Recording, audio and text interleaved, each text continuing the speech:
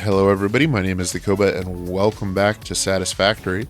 Today we're going to be building a fuel power plant. Now we are desperate for power. Our production is only at about 3,800 megawatts. Our maximum consumption is exceeding that by almost 10%. So we need something to get us into the next stage of the game. Now we don't quite have access to turbo fuel or rocket fuel, and that's really the big power plant I want to build. So today we're going to do a smaller diluted packaged fuel power plant, which is a really great sort of interim one. It is the most efficient form of a plain fuel power plant without going into turbo or rocket fuel, and will provide plenty of power to get us until we are in a position to produce those power plants, or even to get us to nuclear if we wanted to go that path. Now, in order to do this, we are going to need a few technologies, both out of the hub and in the MAM. In particular, we're going to be working with 360 crude oil per minute, which means our input line is going to need to be a Mark II pipeline. So I'll need to go ahead and unlock this milestone and get this one away. We're also going to be constructing this using blueprints. So we're going to be using the Mark II blueprint designer. And of course, we'll also need petroleum power and fluid packaging because this is a packaged fuel power plant. In addition to that, we're going to need a couple of recipes out of the MAM. Now, fortunately, we have a large hard drive library we've been banking up, and we do have both of the recipes we need. The first one we're going to need is heavy oil residue. That takes crude and turns it into heavy oil residue directly without requiring sort of an intermediary processing step. That's going to give us a ton of heavy oil residue, which we can then turn into fuel using the diluted packaged fuel alternate recipe. There is a later version of this game that doesn't involve packaging that we could also use, but since we don't have the blender yet, this is the one that's available to us. This is the one we're going to use. And with blueprints, this is nice and easy. Now, in addition to that, we're also going to be using a bunch of power shards, but fortunately, I have 95 power shards on me. I think I have another 50 or so on my cameraman. And so we are going to be just fine. This plant will use 36 power shards, and then we also have a ton more power slugs that we found, and we'll continue to get more as we go through the game and explore, and can also produce our power shards in the not too distant future. Let's take a look at the design for the plant. All right, now here is the plan for our fuel power plant. We have one of our extractors over there that is currently providing for our computer factory and is using 240 units of crude oil. If we overclock that extractor to maximum speed, it'll be producing 600, which means we have 360 crude oil that we can work with. We're going to combine that with some water to produce the diluted packaged fuel, and then we're going to burn that to produce power. Now, the specific design here is that we're going to take some water from a water extractor and combine that with a stack of canisters to produce some packaged fuel. Meanwhile, we'll take that crude and convert that into heavy oil residue, which will produce polymer resin and diluted packaged fuel once we combine it with the packaged water. Now, the polymer resin we're just going to sink for now. There's not enough polymer resin that I feel like it's worth setting up the logistics to do anything else with it. So we'll just chuck that into an awesome sink, get a few extra tickets out of it, and that will be fine. The packaged water and the heavy oil residue again will be combined to produce the packaged fuel, which will then unpack to burn the fuel, and the empty packages will loop back to gather more packaged water and sort of feed the cycle. So we only really need about a stack of canisters, and we can even prime this with either a stack of packaged water or a stack of packaged fuel, and packaged fuel may be how we end up doing it. It's a pretty straightforward build once you understand all the pieces. So let's go ahead and get this thing set up and take a look at how it works.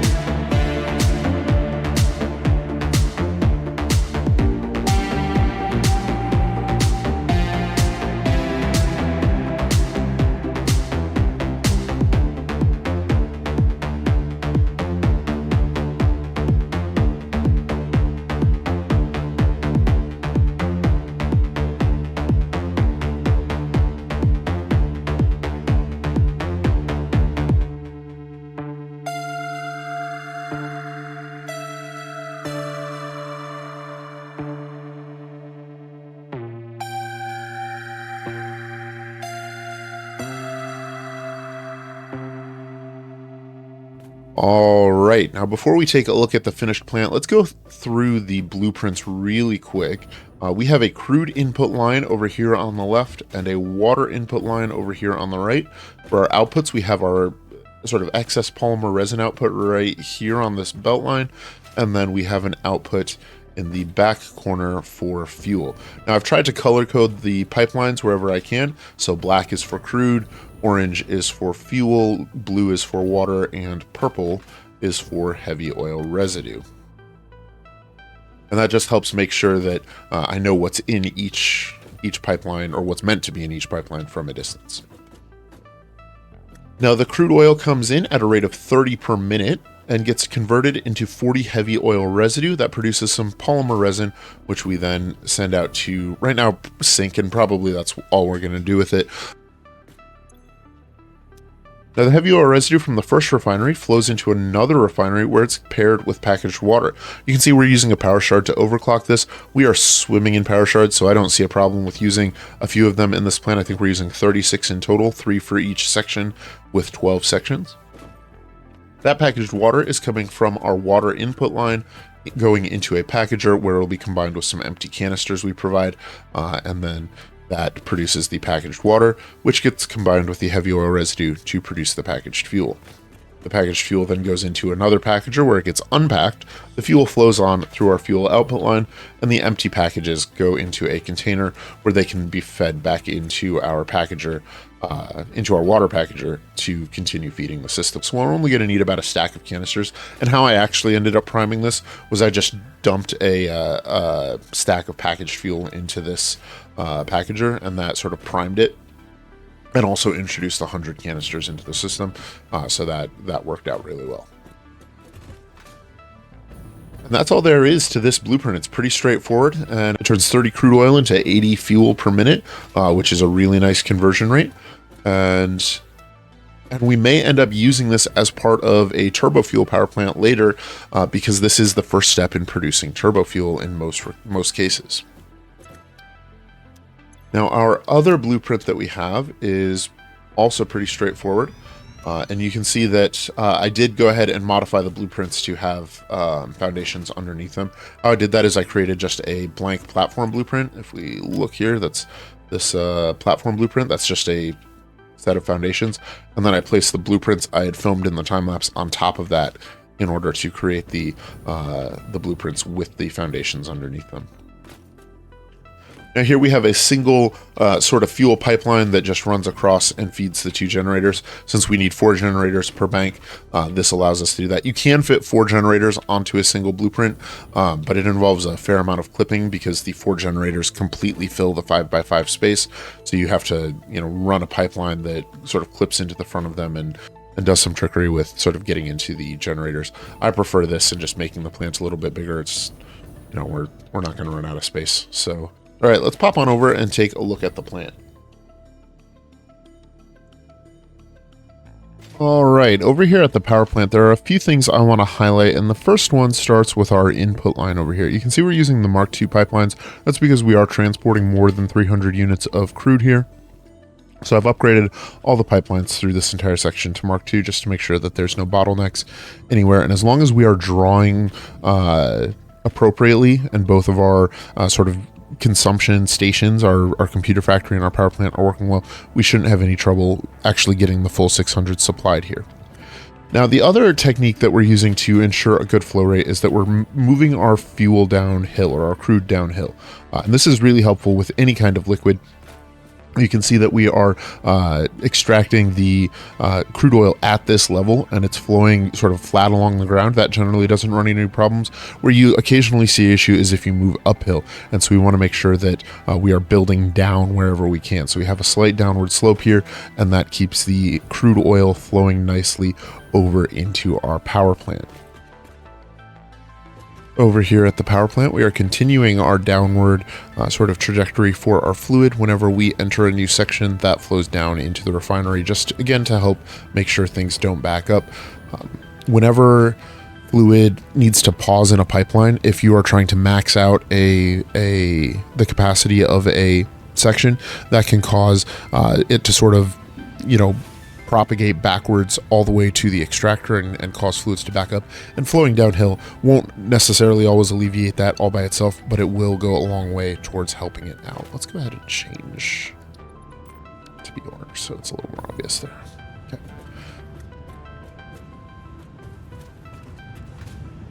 Now, there are a few places we could be a little bit more efficient. One of those is that we are running, at the moment, a awesome sink for each of the sections of the plant. We really only need one awesome sink for the entire plant, but that would require running some additional logistics. And for the purpose of sort of keeping the building repetitive and maintaining that flow state while I was building it, I decided to set down a awesome sink in each section so we could save about 300 megawatts of power by eliminating all but one of these. Each refinery is only producing 20 polymer resin with 12 sections. That's a total of 240, and that's certainly something we could handle on a single belt line here. Similarly, we are producing, we could remove about a third of our water extractors. Each water extractor can produce 120 units of water, and each section is only using 80 units of water, so we could eliminate one out of every 3 sections and improve efficiency in that way a little bit. Now, this back section of the plant did have to be done by hand because you can't use water extractors with blueprints. They don't play nicely, so that is why it is built in this way, but it's certainly a place where the design could be improved on if we wanted to eke out a little bit of extra power there. Now, one thing that I'm not sure that was made clear when I was setting up the blueprints is that blueprints can't connect to one another directly with pipelines. So whenever we had sort of a bridge between blueprints, we did have to manually install a pipeline connection there. So our fluid output line stops at this junction point, and our power, our burn section starts at this one. So we had to sort of introduce that gap. So we had to fill that gap manually, and we also had to fill the gap between the 2 burn sections on each part of the plant as well. But overall, everything is flowing nicely. If we take a look at our power production, you can see that it is a nice smooth graph and that everything is working the way we want it to. I did also set up a power control station over here. This includes a valve if we ever want to sort of eliminate the ability to provide fuel to this plant. If we want to redirect this elsewhere, we can do that. And then we have this structure that contains a power control switch, which we can use to, turn off the plant from the rest of the grid. And so we can see the plant on this side is producing its 12,500 megawatts, and the rest of our grid is producing its 3,750. And then by activating the switch, they combine into a unified power grid. And that is what we are looking for, because that gives us about 10,000 megawatts of power to work with, which will be plenty to build several more factories and get us into the next stage of the game and the next stage of power production. But yeah, that is a power plant build all complete. This should last us well into the remaining portions of the game, and so I think that's where we're going to leave it for today. I'd like to thank you guys for taking a few minutes out of your day to spend with me here in the world of Satisfactory. I hope you've enjoyed this video. Leave a like if you have, and subscribe if you'd like to see more. My name is The Koba, and I hope you have an efficient day. I'll see you soon.